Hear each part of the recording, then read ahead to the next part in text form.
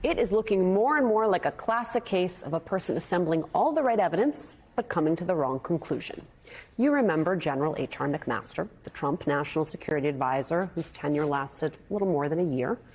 Now, all this time later, in the course of promoting his new book, McMaster has pulled back the curtain on what his old boss was really like in the course of his national security responsibilities. First, McMaster described the ex-president's impressionable nature, something he expanded upon this morning. The story in the book is in large measure about how our team worked together to help him make the best decisions. And what he would do is evolve his understanding over time and at times make really tough decisions. But also the story in the book is how difficult it was for him at times to keep that decision, in part because people know how to kind of push his buttons. You know, this will make you look weak to your political base. This will, you know, so I think that in writing the story, I'm hoping to, if he's reelected, to inoculate him a little bit, you know, so that he's not that easy to, you know, to manipulate, you know, and to appeal to, you know, maybe some of his insecurities and some of his predilections. Let me underline, bold something there. Easy to manipulate. Now, combine that observation with another. In 2018, shortly after Russian agents poisoned a former Russian military intelligence officer in England, McMaster walked into the Oval Office to discover Trump writing a flattering note to Vladimir Putin on the page of a newspaper detailing Putin's praise of Trump. Trump asked McMaster to deliver the note. When he got home that night, he confided in his wife, quote, "After over a year in this job, I cannot understand Putin's hold on Trump." So put those two observations together: a Russian dictator with a hold on Donald Trump, a man entirely impressionable and prone to flattery. But instead of concluding that Trump is thus disqualified from being commander-in-chief, McMaster suggests Trump just needs competent voices around him. Joining us now, member of the House Armed Services Committee, former Navy pilot, Congressman Mikey Sherrill of New Jersey. Matt Dowd is back with us. Congressman, first of all, your evaluation of H.R. McMaster's conclusion there. Well, I mean, first, that would presuppose Trump would have competent people around him in a second term, which I don't think anyone believes. I mean, look at his vice presidential pick. I think that's been a true failure to date. And then it also suggests that somehow having competent people around him helped him to get to good decisions. And I certainly did not see any sign of that while I served when he was in office. In fact, I remember going to the Situation Room to question the administration about the rumors we were hearing about Russian bounties being placed on soldiers' heads in Afghanistan. And the response we got was the reason there was no response from the president on that is he hadn't read his briefing materials. So I don't think the conclusion is correct. I certainly don't think the assessment of the problem even goes far enough. And the love letter to Putin on the newspaper, what do you make of that? I think we have seen again and again and again that Trump idolizes dictators and autocrats and strongmen. It's not just Putin. I think he spoke admiringly of President-for-life Xi of China, has made some nods towards the dictator of North Korea. These are the type of people he admires. I've never seen a president of the United States speak so disparagingly about the United States and our values, and so admiringly of our adversaries across the world. Of course, Congressman, a primary takeaway of this convention was the way that Democrats appeared to have wrestled the party of national security mantle away from Republicans. Take a listen to Leon Panetta, and we'll talk about it on the other side. Kamala Harris understands this moment. It is a moment of danger and a moment of opportunity. She'll keep America's military the strongest in the world, the strongest ever known. And she understands what our military is for.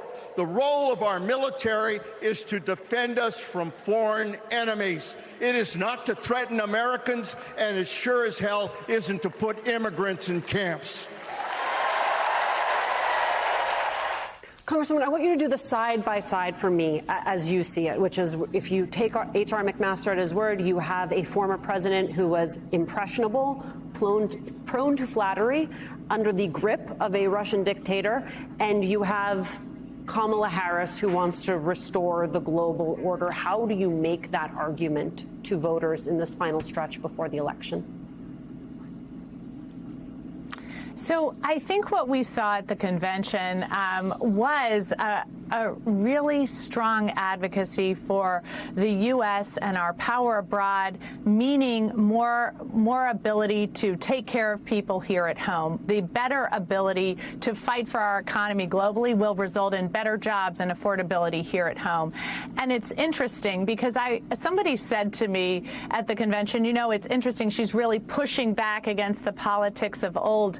And I said back to this person, it doesn't feel that way to me. She is talking about the politics I grew up with. She is talking about this strong defense of the Constitution, this belief that our nation is better because we are a diverse nation, innovative nation, that we have the ability to create freedom and opportunity for so many various and different people, an experiment really that hasn't been successful around the world in the way it has been successful here at home. And we are going to continue as Democrats to fight for those beliefs and values. I take Matt Dowd, Congresswoman Sherrill's point, which is perhaps it is not that Democrats have changed their messaging or they're leaning into anything. Perhaps the contrast is really about the extent to which Republicans have absolutely conceded this terrain.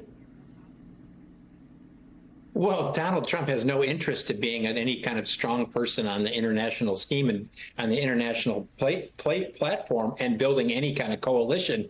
As I listened to you and talk to the Congresswoman about this, I was thinking to myself, what is this like I was trying to think of an analogy. And you know what it's like? It's like if you came home and it's Valentine's Day the next day and your son or daughter who's in the second grade is filling out Valentine's, and only person people are giving Valentine's to are the bullies on the playground.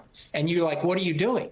And why aren't you giving it to X, Y, and Z, all who are good people and contribute and do all this and help the class and all this? Why are you only giving them to the bullies on the playground? And it's because people fear them. And that's what only thing Donald Trump respects is some kind of level of autocracy where people fear you.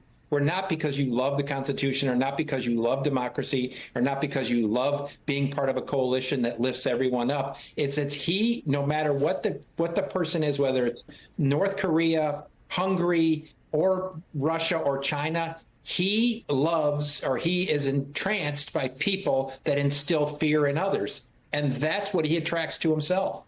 Congresswoman, I am the mother of a second grader, so that analogy really lands with me. But I also want to talk about sort of the future. Should there be a second Trump term, specifically the people who he might elevate to key positions? The Atlantic just this morning, they got a new piece on Kash Patel, a presence, as you know, late in Trump's first term, who stands to play a major role in a second term. Quote, Patel appeared singularly focused on pleasing Trump. Even in an administration full of loyalists, Patel was exceptional in his devotion. This was what seemed to disturb many of his colleagues the most. Patel was dangerous, several of them told me, not because of a certain plan he would be poised to carry out if given control of the CIA or FBI, but because he appeared to have no plan at all. His priorities today, always subject to a mercurial president's wishes tomorrow. Patel disputes this characterization. What wouldn't a person like that do if asked? How dangerous, Congresswoman, is that, as described, for someone like that to be in charge of agencies like the CIA, like the FBI? Well, to torture this metaphor as a mom myself a little further, it's not just as if Trump's giving Valentine's to bullies on the playground. It's as if he's the principal of the school and directing this behavior across the board. And so to have people like Patel in the administration who know that the way to success in this type of administration is simply to agree to whatever idea that the president has, the crazier, the more extreme, the more, quite frankly, frankly, anti-democracy and American, the better, to at every turn meet the president where he's at and suggest that whatever he's doing is brilliant, when we know again and again and again Trump has been somebody who has tried to tear down our values, has tried to really stand and stay in office despite a Democratic election. And the Republicans have never held him accountable for January 6th, nor have they held themselves accountable. So, yes, I think that would be an incredibly dangerous administration to see in office ever again.